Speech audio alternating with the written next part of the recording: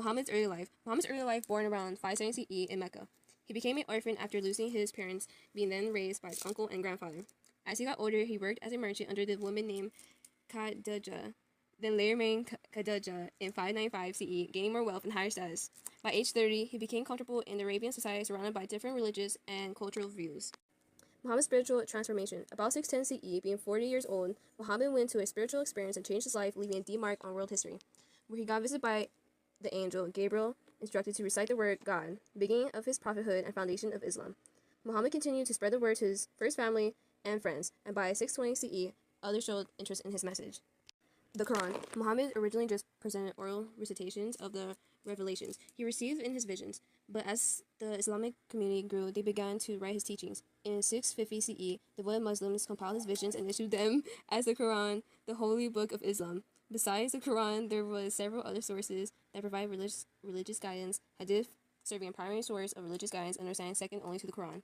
Conflict at Mecca. As Muhammad preaching got more popular, it began conflict with ruling elites at Mecca. Since Muhammad believed Allah was the only divine power in the universe, this belief struck many polytheistic Arabs. Mecca's ruling elites, who were city's wealthiest merchants, took a personal affront and threat when Muhammad announced greed as moral wickedness and Allah will punish.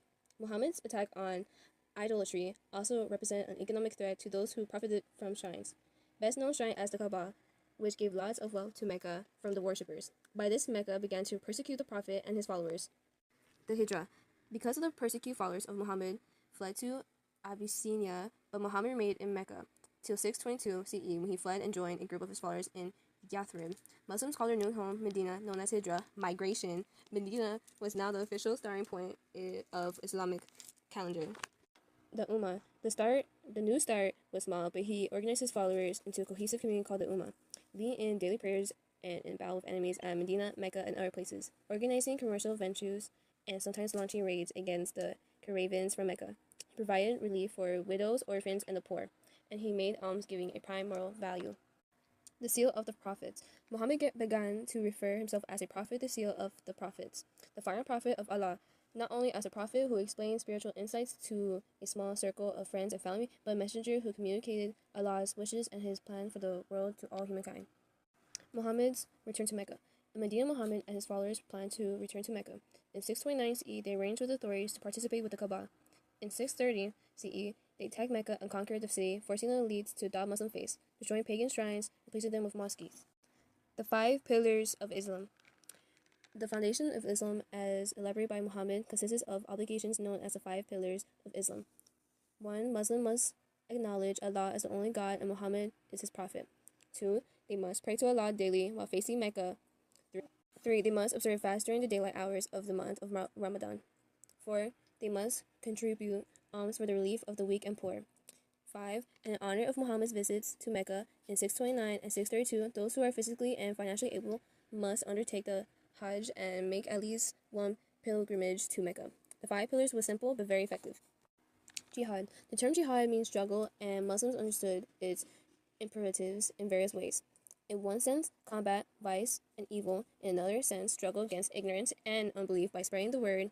Islam seeking converts to the faith.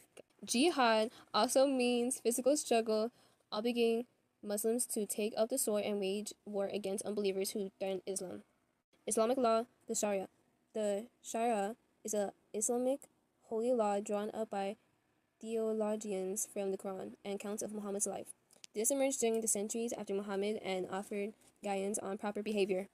The Caliph. Shortly after Muhammad's death, his advisor selected Abu Bakr, a close friend and very devoted man of Muhammad. He would serve as Caliph, a deputy. They led the Ummah not as prophets, but as lieutenants or substitutes for Muhammad. Abu Bakr became head of state for the Islamic community, chief judge, religious leader, and military commander. The Ummah went on the offensive against the towns and Bedouin clans that had renounced Islam after Muhammad's death within a year, had compelled them to recognize Islam and the rule of the Caliph. The Shia. Shia Islam is the second largest branch of Islam after Sunni Islam. Shia developed out of dispute between the Prophet Muhammad's followers over who would succeed him as the lead of the Muslim community. After the Prophet's death, some believed that a new leader should come from the Prophet's family. The expansion of Islam. Following the death of Muhammad in 632 CE, Islamic armies ranged Arabia to Byzantine and Sasanian territories. Although they were more powerful, the Muslim armies fought very effectively, given they were forged previously, competing tribal groups, and by their allegiance to Islam. Byzantine and Sasanian already had problems like overtaxed peasants and oppressed ethnic or religious minorities. Between 633 and 637 CE, this was taking advantage of the Muslim forces seized Byzantine, Syria, and Palestine. 640 CE conquered Byzantine Egypt and North Africa. In 651 CE, Sasanian dynasty and incorrupted Persia. 711 CE conquered Hindu kingdom, northwestern India, and between 711 and 718 CE extended authority to northwest Africa. They were just expanding as much as possible. But as expansion, they began to get problems in their own community, like personal differences in the governance and administration, saying I'm more loyal, and so this created problems for the Islamic community. The Umayyad dynasty. After the assassination of Ali, the establishment of the Umayyad dynasty, 661 through 750 CE. Problem of succession was solved temporarily. It expanded a lot with its capital, Damascus. It faced criticism for inequality and favoritism toward Arabs. Policy toward conquered peoples. The policy contributed was for non-Muslims to practice their religions but had to pay a special tax called jizya and submit to Muslim rule. For Christians, Jews, and Zoroastrians, they were allowed religious freedom and protection, but were required to pay the tax. Umayyad decline. The Umayyad dynasty's decline was a gradual process of being overthrown by the Abbasids in early 8th century. The Umayyad caliphs devoted themselves to living a luxury lifestyle rather than to competent leadership of the Ummah. The Umayyads not only faced resistance of the Shia, but also the discontent of conquered peoples, as well the disillusionment of the Muslim Arab military leaders. Abu al-Abbas. Abu al-Abbas was a rebellion in Persia and brought the Umayyad dynasty to an end. He was a descendant of Muhammad's uncle in the 740s. Abu al-Abbas' party rejected Umayyad authority and seized control of Persia and Mesopotamia. 750 CE, his army shattered Umayyad's forces. Abu al-Abbas then tied the remaining members of the Umayyad clan. During the festives, his troops arrested and slaughtered the Umayyads, bringing to an end the caliphate. Abu then founded the Abbasid dynasty, which was principal course authority in the Dar al-Islam, till Mongols toppled it in the 1208 CE. The Abbasid dynasty. The Abbasid dynasty was an Arab dynasty descended from Muhammad's uncle Abbas. It rose to power after Abbas had overthrown the Umayyad Caliphate. They gained lots of support from various groups who believed the Caliphate should belong to the descendant of Ali. Abbasids first moved the capital from Damascus, which was where the Umayyads were at, then to Kufa in Iraq, and to later Baghdad as the new capital. They had made advances in art, science, and culture. Abbasid administration. Abbasid wasn't really at all interested in conquering new lands. They just wanted to first work on themselves. With the different ethnic and culture groups, it was a challenge. Before Muhammad, there was no Quran of governments larger than cities that helped for guidance. The way the Umayyads practiced was a failure to Abu al-Abbas and his successors turned to long-standing Mesopotamian and Persian techniques of administration, policies, build capital, and organize territories. Baghdad. Baghdad was built to not only replace Umayyad capital, but made to a city that early Abbasid caliphs constructed near Sassanid, capital of Kistofan. Baghdad was protected by 3 round walls. Officials known as Ummah, people with religious knowledge, and Qadis, judges, set moral standards in local communities. They had formal education of the Quran and Sharia and were very influential officials, helping ensure widespread of Islamic values. Harun al-Rashid. Harun al-Rashid was a powerful ruler of the Abbasid Caliphate who reigned from 689 to 809 CE. By late 8th century, Abbasid authority lost some of its force due to provinces distant from Baghdad, but strong enough for the tax revenues. Baghdad became site of banking, commerce, crafts, and industrial production. Harun al-Rashid provided liberal support to artists and writers. He would even donate to the poor by coin tossing in the streets of Baghdad. Abbasid decline. Abbasid decline started with civil war that weakened the central authority. Heavily military leaders and regional governors gained more power and began independent rule instead of imperial policies and delivering taxes to Baghdad. Then, peasant rebellions occurred more often from high tax, and social changes. Invasions by the Seljuk Turks seized control over Baghdad. Baghdad allied with the Turks, and they began to enter the Abbid realm, converting, then continuing to control the Abbasid Empire by mid-11th century. During 1050 CE, They took possession of Baghdad and following decades took Syria, Palestine, and Anatolia. Next, we cover the economy and society of the early Islamic world. First, we cover agricultural transplants and experimentation. During the days of the early Islamic world, many places like India, Persia, southwestern Asia, Arabia, Egypt, northern Africa, Spain, the Mediterranean islands, Cyprus, Sicily, and Sardinia would trade various crops like staple crops, vegetables, fruits, and industry crops.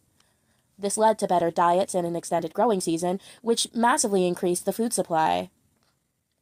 This also led to an increase of use of irrigation methods that were new and different crop rotations and other things. Stuff like this also led to a growth of Islamic cities, mainly areas from India to Spain. There were flourishing markets that produced crafts like pottery, textiles, and other neat things, and the beginning of paper manufacturing also began in Islamic cities during the 19th century. This also led to the implementation of paper mills all over Islamic cities during the 10th century. There was also a lot of overland trade, because there were prosperous trade cities like Meru, Nishapur, and Bukhara, and the use of the Silk Road networks for long-distance trade and trade through camels and caravans also helped to spread trade and make it a prosperous means for the nation. There was also maritime trade between the Red Sea, the Persian Gulf, the Arabian Sea, and the Indian Ocean, and they used compasses that were borrowed from China, the triangular sail, the astrolabe, which was basically a latitude calculator. Mainly, maritime trade occurred throughout all of Eurasia. During this time, the development of banks also happened. They would lend money and become brokers. And during this time, the word "sok" became a thing because it was the root word for check. Islamic law gave security to those from certain business organizations, which was influenced by the banks that occurred during this time. This also led to more prosperous trade with China, Western and Eastern Africa, Russia, and Scandinavia. Next, we cover Al-Andalus. Al-Andalus founded the Umayyad dynasty by creating a group of Umayyad rogues and conquering the Iberian Peninsula, or most of it, during the early 18th century. They basically created their own caliphs during the 10th century, and they were people who broke off from the base Islamic faith. During this time, there was thriving trade, and there were trade cities like Cordoba, Toledo, and Seville, and they were very successful. Women in Islam. During Muhammad's time, women had really nice rights. They could own property, divorce their husbands, much unlike many of the other religions existing in the world at the time. The Quran actively supported women's rights with dowries, and they also banned infanticide. Women were mostly equal to men. The Quran and Sharia thought that men should be dominant, though, which developed a patriarchy regardless in their society. Like, the social and sexual lives of women were restricted by their male partners and male family members, and men could practice polygamy and have up to 4 wives. When Islam spread to Persia, they began making women wear veils to cover themselves. This does tend to stay a common trend in Islamic countries today. Next, we cover Islamic values and cultural exchanges. The Quran influenced the Arabic language development during the Umayyad and Abbasid eras. Ulama and Qadis. They spread Islamic views and beliefs and law to faraway places. And during the 12th century, there was also the development of madrasas, which were Islamic institutions for higher religious education. Essentially, they were Islamic colleges for Islam. Sufism was a string of Islam that developed from the core belief that mainly focused on spiritual awareness. They still acknowledge the original Islamic theology, though. They tended to live as beggars because they saw a mystical union with Allah, and they were popular because of their devotion to their gods and their piety, which was why they lived as beggars on the street in the first place. Al-Ghazali, who lived from 1058 to 1111, was a Persian theologian, and he thought Allah was only understandable via the Quran. This incited a lot of religious questioning, along with the Sufis, who would send their missionaries to many places to expand Islam. They prioritized Allah above all else and continued their pre-Islamic customs, and they were seen as very charismatic, and they attracted a lot of people to their missions, and this caused mass religious enjoyment. They accepted people of other religions as well, like Zoroastrianism, Christianity, Buddhism, and Hinduism. The Hajj was a symbol of unity. A Hajj is a religious pilgrimage that was practiced by many Islams and was even supposed to be made once in your life if you were Islam. Like, many Islams would go to the Kaaba at Mecca, which was a symbol of unity, and the Hajj became such a widespread practice that there were policed routes to Mecca. They built shrines at the Kaaba, and Dar al-Islam was not just a word, but reality. Muslim Arabs began interacting internationally with expansion, and translated works began appearing. They've been paid for, like they would be translated to Greek, Latin, Sanskrit, and there was a massive library of translated text during the 10th century. It included maps, atlases, and sea charts. And this was mainly after 1492. Persia had a lot of influence on Islam's administration, like their concept of kingship, and their verses of Omar Kim, the Rubaiyat, Quatrains, which is otherwise known as the Arabian Nights, also had a big impact on their culture. The Indians also had a big influence on Islam with their mathematics, science, medicine, and their Hindi, quote-unquote, numerals, like in math, things like trigonometry and geometry. Greek influence on Islam, they influenced their philosophy, science, medical writings. Islamic people became exposed to Plato, and his beliefs were harmonized with Islamic writings. They turned to Aristotle eventually, and philosophists like Ibn Rushd began writing Islamic and Greek combined scholastics, and these greatly impacted their culture. Many Muslim theologians and philosophers became known during the 13th century and afterward.